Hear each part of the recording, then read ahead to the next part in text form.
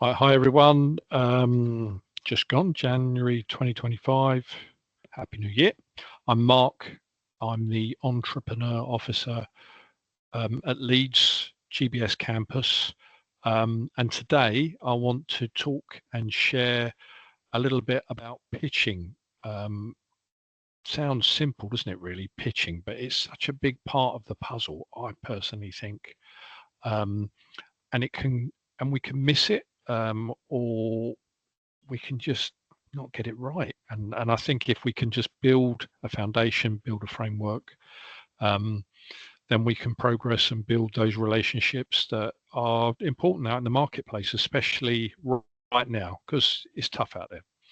Anyway, I want to start with a simple thing which can happen to anyone, which is something called stage fright, or you could call it choking. I don't mean that literally. I mean, when you choke on your words, or you kind of forget where you're at, or you just allow your nerves to kind of come in and consume you, and you can't continue. And if you do, it's like pulling teeth. It's not the nicest kind of thing. So bring it out there in the open, and then we'll counter it as well afterwards if we can. So I want to start off with a story that's happened to me. 1980s, I was a young lad. I was to deliver a joke. First problem is I can't tell jokes, and I'm just not very good at it. But anyway, I went for it, and I was the third person. There was three of us. One said the first part, second said the second part, and I was the hero that's going to come in and give it the punchline, and everyone was going to laugh, and it was going to be fine and dandy. Problem was, I stood forward, and my mind went blank, and I had nothing to deliver. The whatever postcode I was in, that punchline disappeared and bounced off somewhere else in the UK, because there was no sign of it. I couldn't find it in my head, and I tried desperately to come up with something, and I couldn't. And I looked round at the two young lads who were sort of just behind me. They'd done their part, and they didn't seem overly bothered about stepping in. And then I turned around and I faced this audience of made up probably of parents, and I looked at them for some sort of moral support. Big mistake there. And instead, I was met with laughter, which is fine. But when you're there to deliver a joke, and then all of a sudden you realise that you're the joke, that's a tough pill to take. So that did live with me for a while, to be honest. And when opportunities ever come my way to come out of my comfort zone and talk, I used to kind of avoid it a little bit like the plague. But in saying that, over the years, I have had opportunities, and I have stepped in and pushed myself and felt better for it as well, and actually enjoyed it. I've done it in meetings. I've delivered speeches. I delivered a wedding speech as well, which was very good. And it's something that that is important, and that we do make that effort to step out of our comfort zone, and go for it. But if you're going to go for it, put a framework. So that's what we're going to look at today. So this kind of message is not just surrounding speaking publicly on stage, but it is also one-to-one, because it is about people, and it is about connecting. So one hot subject that I thought I could add. I might add the odd one as we go along, and that is, you either carry the experience with you, or you work on it and you let it go. Food for thought. So here are some interesting facts, or maybe not so interesting, purely because well, it just shows you how hard public speaking can be, really. First one, you have on average 27 seconds to create a first and lasting impression on your audience, or the person you're talking to. So it is important that you make it count. You only get one bite of the cherry, as they say.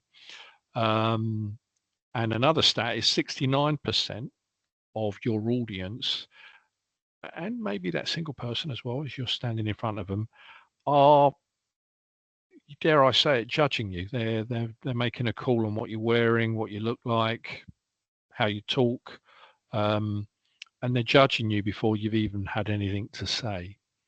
So yeah, it's a tough one as well.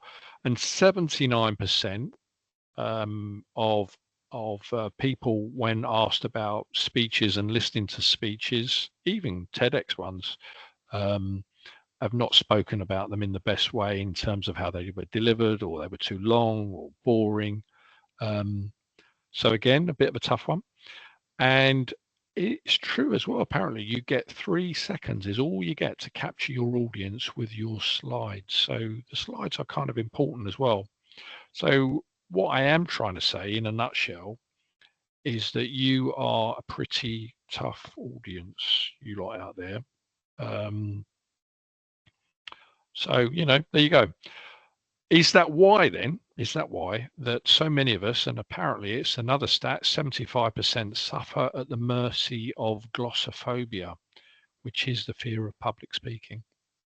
If you put that in the mix with spiders, heights, financial woe, the Grim Reaper, and snakes, oh, don't get me started on snakes. Well, no wonder many of us are running for cover.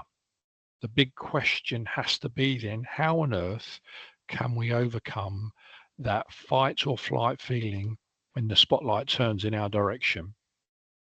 Maybe if we start with content, we'll get it right.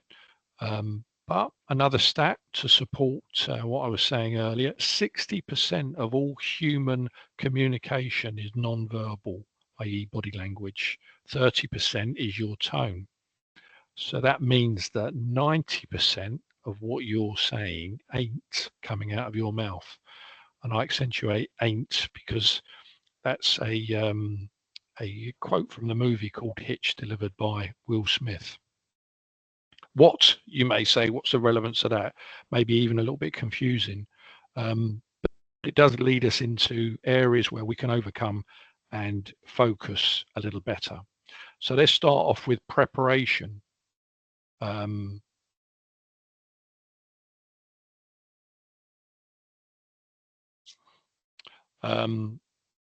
Yes, a good place to start, preparation.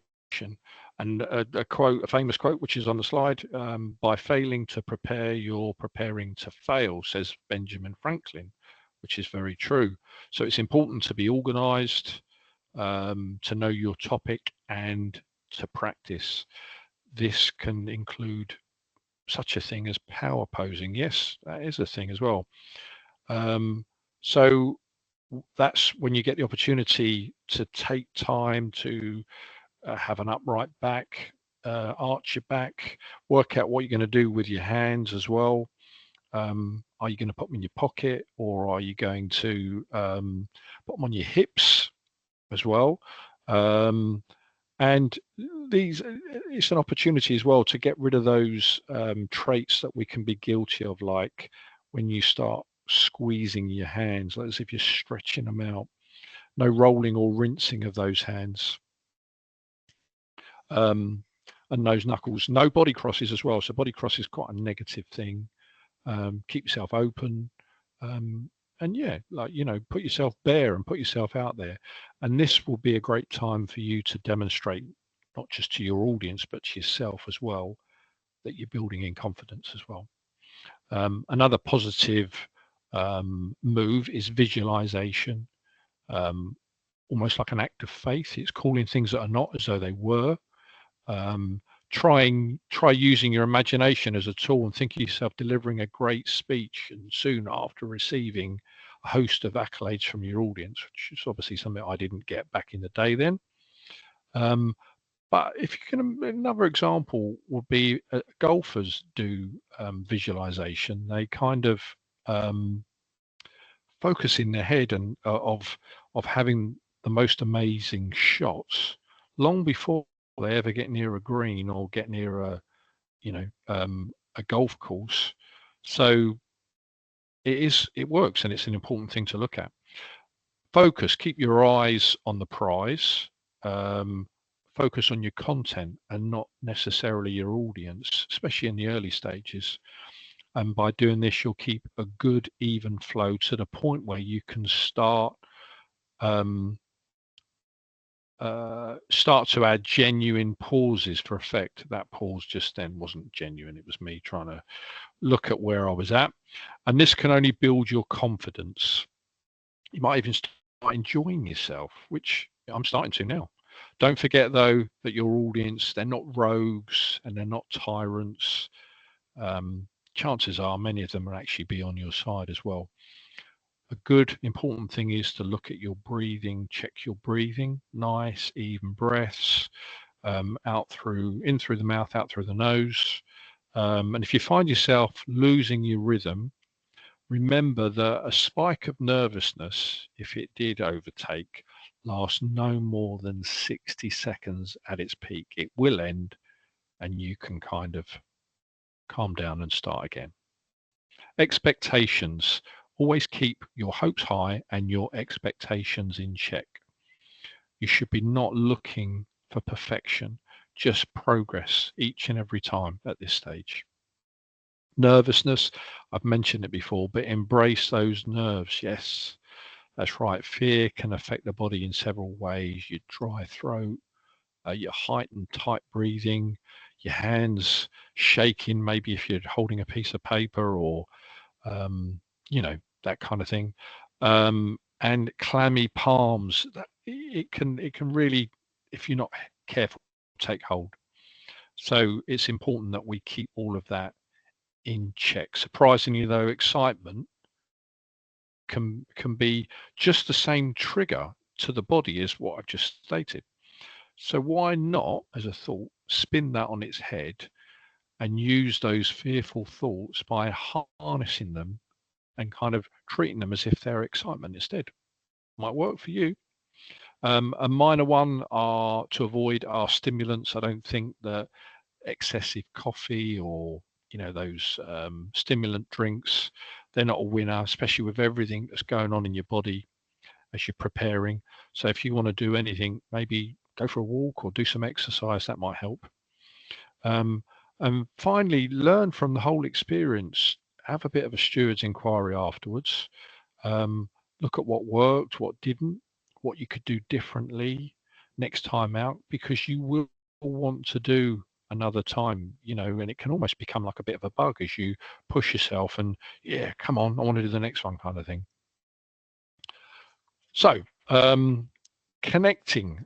The late, great Zig Ziglar famously quoted, "You can have everything in life you want if you will just help other people get what they want." I think it's a very valid quote because obviously we've all got wants, but not all of us want to jump in and help others get what they want because we're too worried getting what we want, and then we're concerned that we've given them what they want, and are we going to get what we want? So it's quite a tongue teaser, but it's worth considering. A weak link, I think, for many of us is the art of the introduction, that meet and greet, that meet cute. As I said before, you don't get long to have an impact. And many of us in this area are self-taught. When you meet, I don't know, new friends, or you might meet a girlfriend or someone that you want to spend time with. These things, they're self-taught and they come from the school of life. Because no one's really shown you the ropes with that, really. So it is an overlooked art. And I think it's kind of been lost or stolen somewhere along the way, and we rarely invest in it. Instead, we try and be windswept and interesting without that need to connect or get too involved. And that's where the problem comes in, because I think that the human soul yearns to connect. And if we've learned nothing from COVID, then it's this. So question is, what do you want from your audience or from that opportunity that you've got with that person standing in front of you? This isn't an exact science, and it certainly isn't, but it's just two people talking with the aim of connecting. And one way that we can do this is by telling stories. And secondly, by helping, especially when we share stories of others connecting and helping as well. So forget the selling element and start helping. I think that's a good thing, really. Lessons from, oh, I don't know what I've done there. Lessons from pitching poorly, because it does go on quite a bit out there.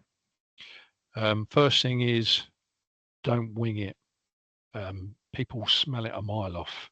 So yeah, if you haven't invested, don't wing it, and don't waste your time, and don't waste other people's time. And also, don't build confidence in you. Instead, focus on building a confidence that the audience can have in you. Now that now that is real communication.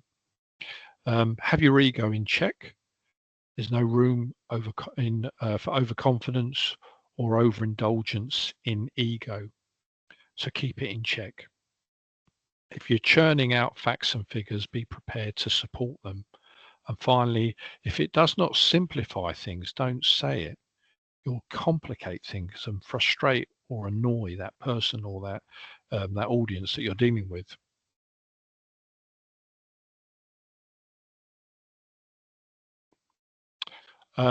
Now the pitch, time for the pitch. As I said before, I'm not going to look at the content because that's your job. But what I'm going to look is the structure of building that content.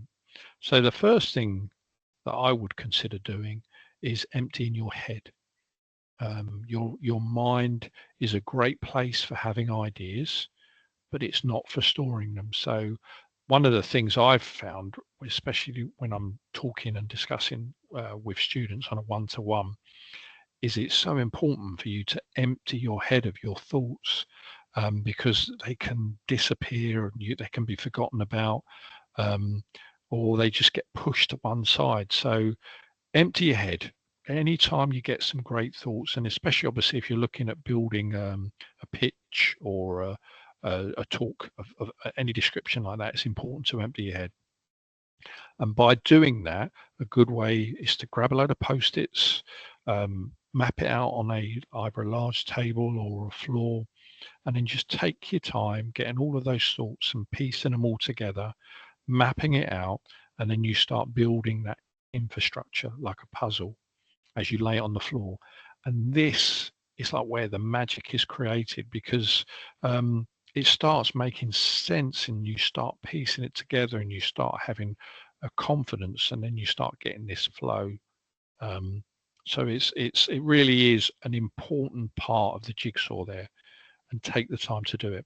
Then you can focus on creating your slides, and look at things like a maximum of bullet points. Do no more than 6 per slide. And another golden rule is the 10-20-30 rule. Have no more than 10 slides. Keep your talk at no more than 20 minutes, even though I can see the time going up there. And the font size, 30 minimum, so people can read it, and you can look for your impact. And this is where you can look at telling your story, introducing problems, or a pain point, as we call it, and then adding solutions, and then adding an outcome as well. And then when you got to that stage, you can start testing and practicing. And you need to do this with friends or colleagues, and to look and gauge their responses. So did they get it? And if they didn't get it, it gives you the opportunity to tweak it and adjust it to try and get it right. And then it's time to present your pitch. It's time to get those juices flowing and unleash not the beast, but the true professional that you are. Be polished, not perfect, just insightful. Remember at this stage that you do have something to impart to the world. I'll give you a brief example pitch using a small template, which I like to call the ABC option. A being your target audience, B being the value you offer or add, and C being that step in tool and that do option. So as an entrepreneur officer, as I said before, my role is to help students. That's A. And the next bit is to achieve their goals and their objectives, not mine, their goals and their objectives. That's B. And we do this by listening and allowing them to safely empty their head of all their concerns and issues in order to rearrange them, so that you can then help them make sense of the whole thing and then have a positive impact. It's as simple as that, really.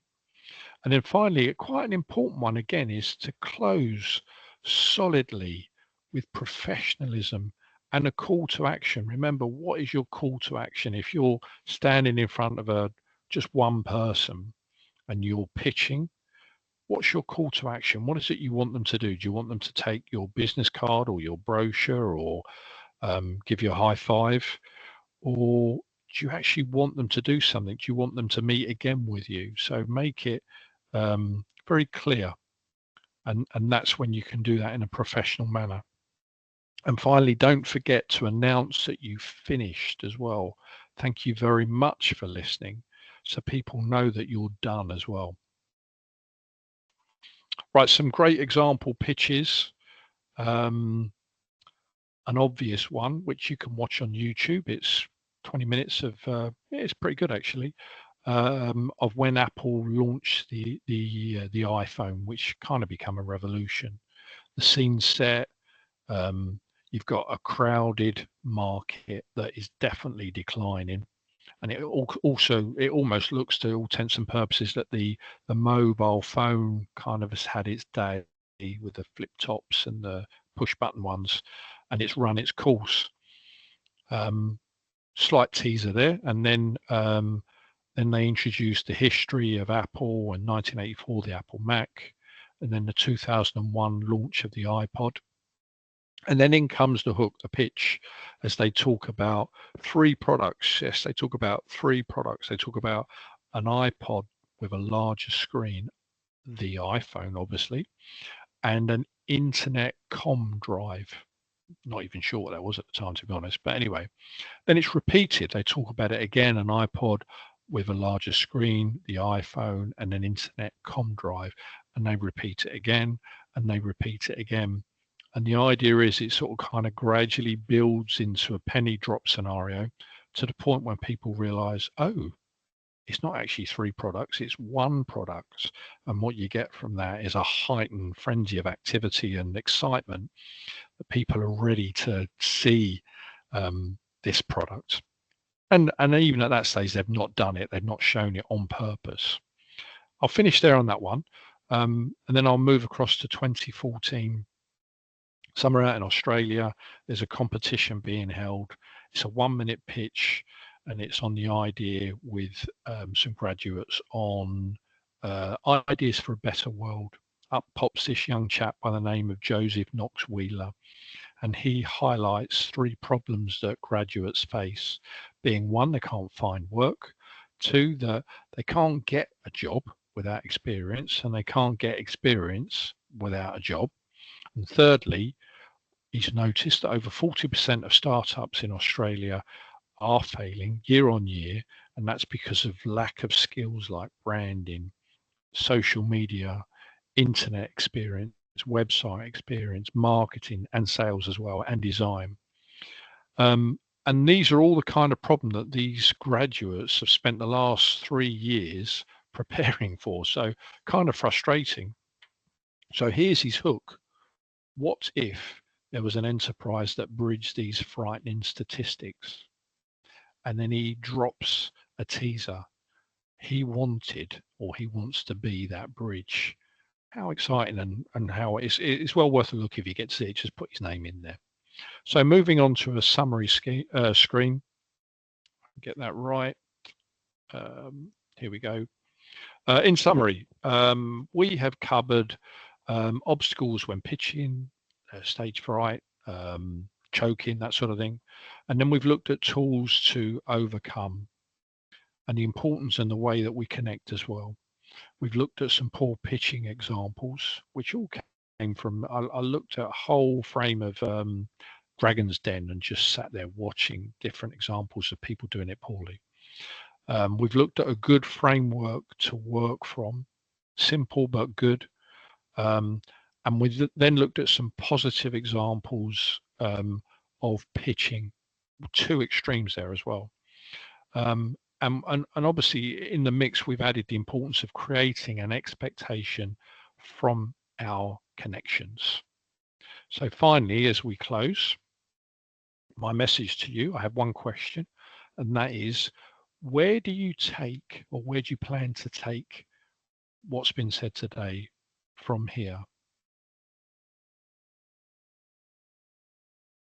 My name is Mark, and it's been my pleasure to share some insights on pitching with you today. I can be reached at mcrabtree@globalbanking.ac.uk, and I hope that my message has been worthy of your time today. Thank you.